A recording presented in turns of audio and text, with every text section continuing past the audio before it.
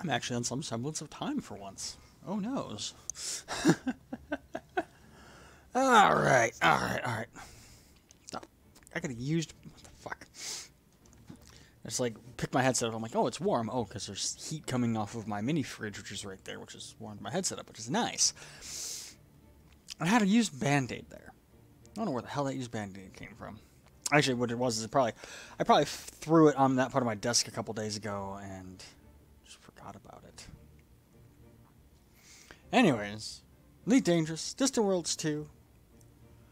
Man, this is been the longest leg. Because, I hope so I click on the right thing.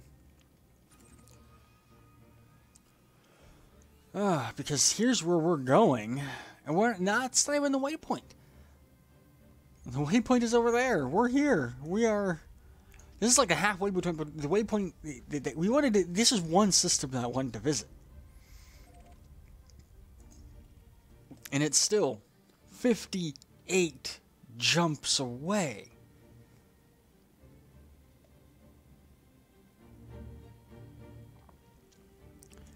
And if you're wondering why it's pitch black, well, we landed on some desolate moon a couple of weeks ago.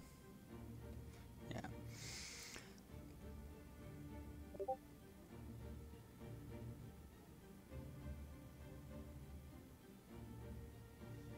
Anyways, so we'll just dust off.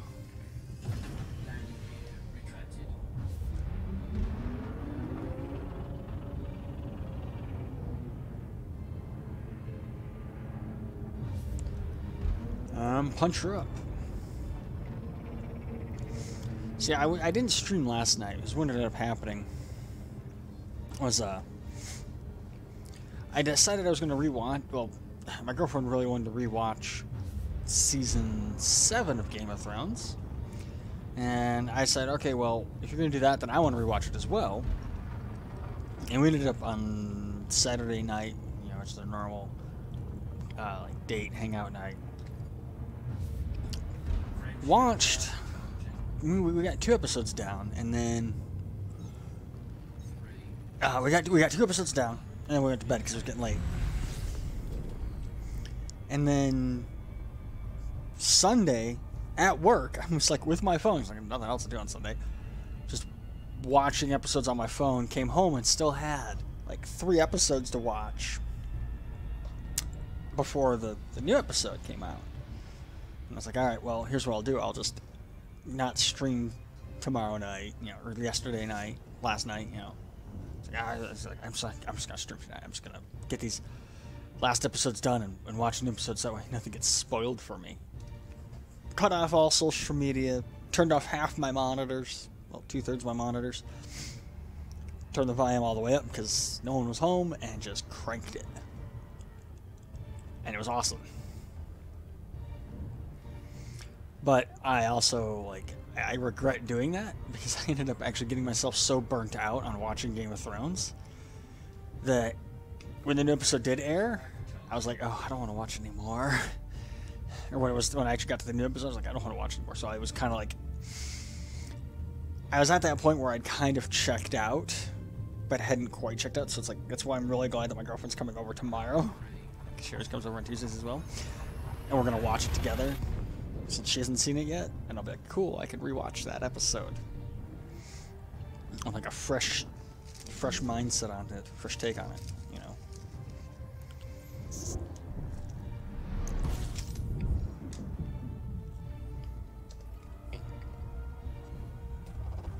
Fuel scoping.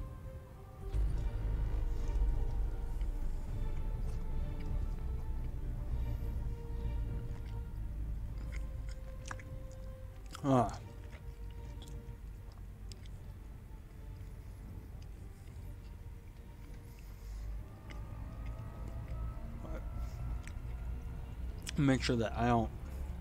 Fuel scoping complete.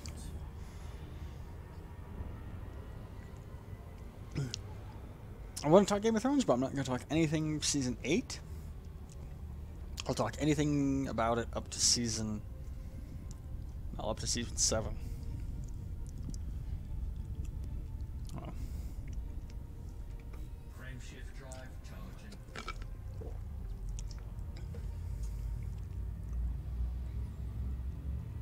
not gonna bother mapping the solar system. This is way too much.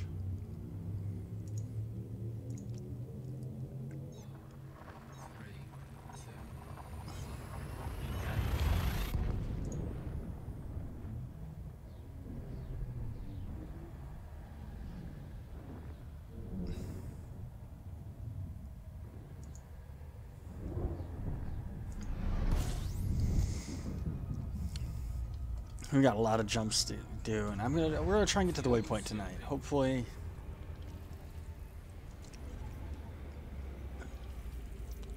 get to the waypoint and be ready for Sunday, next Sunday, when they announce the next destination. So this is just like mad dash run.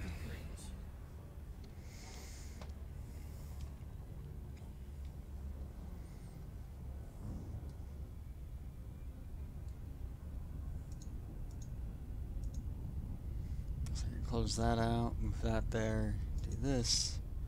Oh, is EDM? Yep, EDSM is still up and running. Well, Lead Dangerous Margaret Connect, EDMC, but EDSM? I'm just bringing up EDSM so I can get some stats for how all the insane stats that are going on with Distant Worlds 2. So 92 days, 6 hours, and 8 minutes have passed since Distant Worlds 2 took off back in January. We still have 58 more days. According to EDSM, 3,926,244 jumps have been made.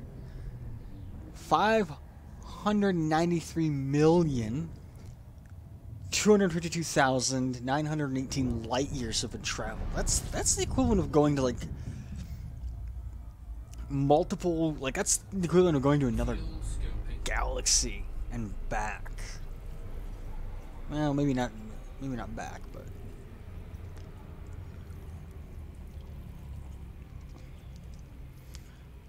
23,100,783 celestial bodies have been scanned. 561,262 celestial bodies have been mapped. 51,285,036 tons of fuel have been burned. I think that's more than the U.S. uses in a year. 2,993,764 probes have been used. 2,850 commanders have died, and 979 have self-destructed. And that's the stats so far for this, for today. Well, in general.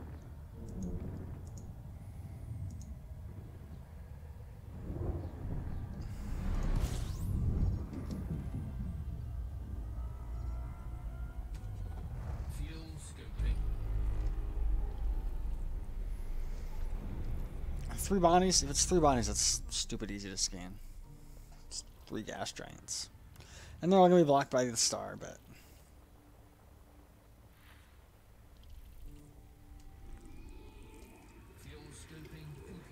there's one.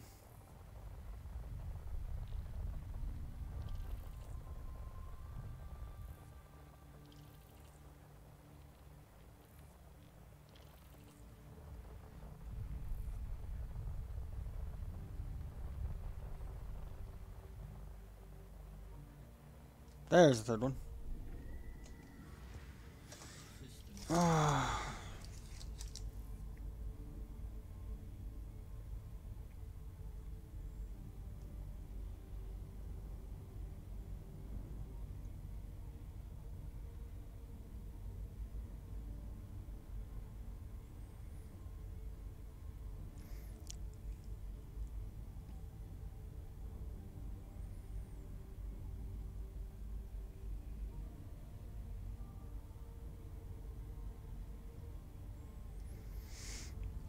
I had to respond to a text message.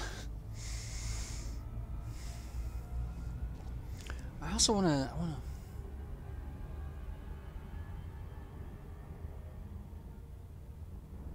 April 27th. When is the 27th? That's a Saturday, and that's the Saturday I'll be out of town. Fuck my life.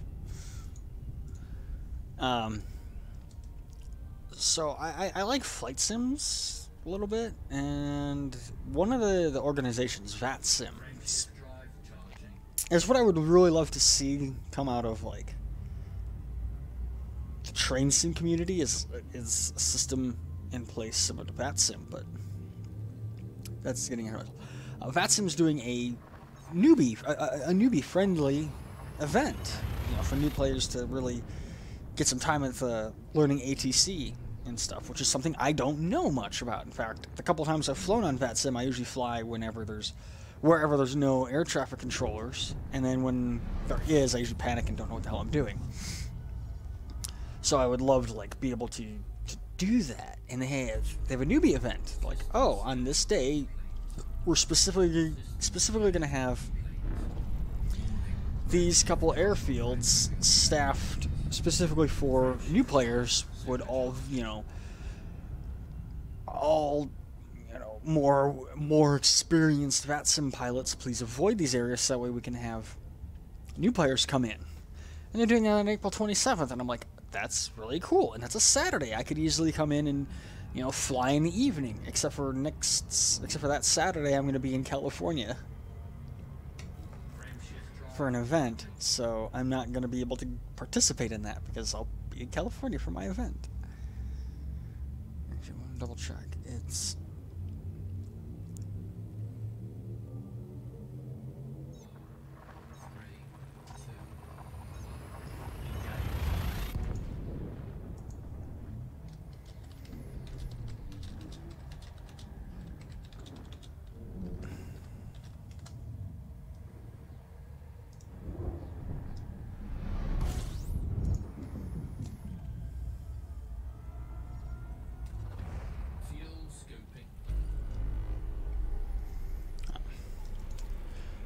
I would love to do it. Actually, I think that would actually be a great like live stream to do.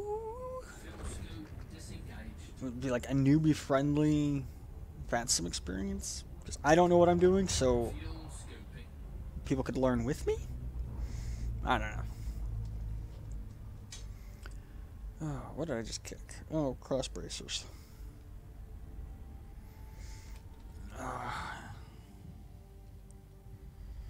Scan the system, it won't hurt. I'm at that point where I don't want to scan systems anymore. Like, this isn't fun to watch. This is boring to watch. This is also kind of boring to play. Like, this is... Don't get me wrong, exploration I think is really fun when you're just taking your time, but I feel like putting a time constraint on things is what's... Not necessarily what's making it not fun for me. Well, okay. Isn't what I think it's okay. It's what's not making it fun for me is doing the time constraint. But at the same time, I want to stick to the schedule. So like, if I were to do an exploration run and stream it, and like want to do more like detailed, in depth, like map everything and stuff, I would be like, all right, I'm just gonna take my time. And that's probably what I'll end up doing for the return leg. I don't know what the plans are for the return leg, if it's going to be an organized event, or if it's just like, alright, we made it to Beagle Point, good luck guys, have fun. We still have less than 60 days, we have like 58 days until Distant Worlds 2 officially concludes, so there probably is a planned return trip. I don't know. But... we got our fuel scooped, we've scanned the system, we've got 52 more jumps. So we'll break out a deck of cards and start throwing one card away every jump we make.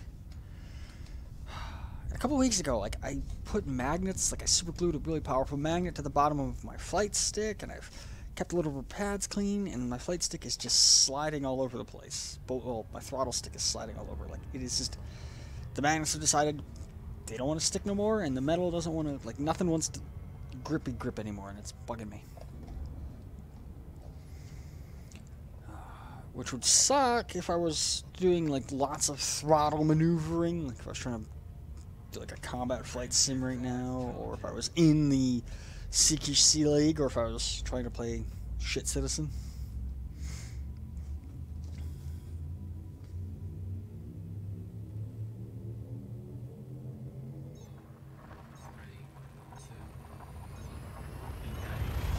Just checking. Okay, text message here.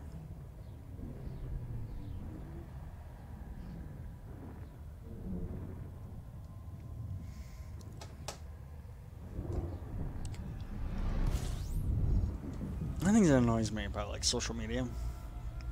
As 2 years ago, there was that like Saharaha thing where you could like anonymously send people a message. And that was great, you know. People would screenshot them and respond to them. It was great. It was like a cool way of anonymously complaining about your friends, basically. Like you could talk shit about them to them, and they could better themselves. That's kind of the idea. Or you could admit to people like, "Oh, I've always had a crush on you. I totally want to fuck you," or whatever. And I thought that was really cool. And now there's like a new one that like the Saraha thing. Like every couple of months would resurface amongst my friends. Like, it's been a couple of weeks. Let's redo this. Like, let's reshare this stuff. Not a big deal. And then now there's this new one that's like, what is it? What the fuck is it called? Profoundly.me, and people are fucking going crazy about that all of a sudden. I'm like, we already had this. Why did we make another one that's another one?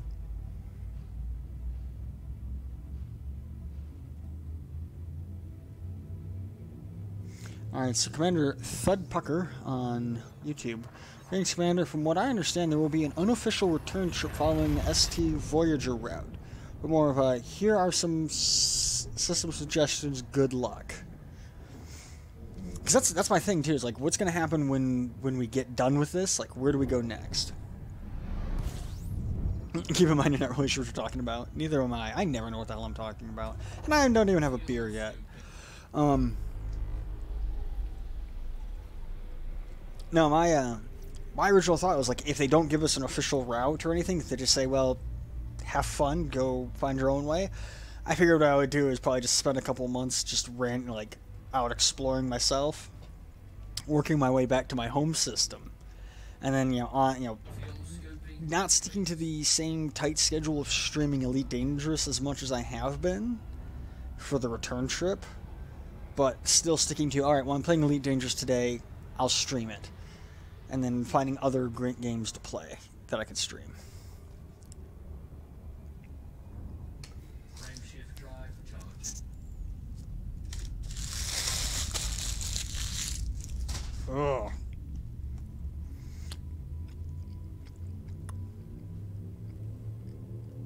I got Taco Bell on my way home. I'm lazy.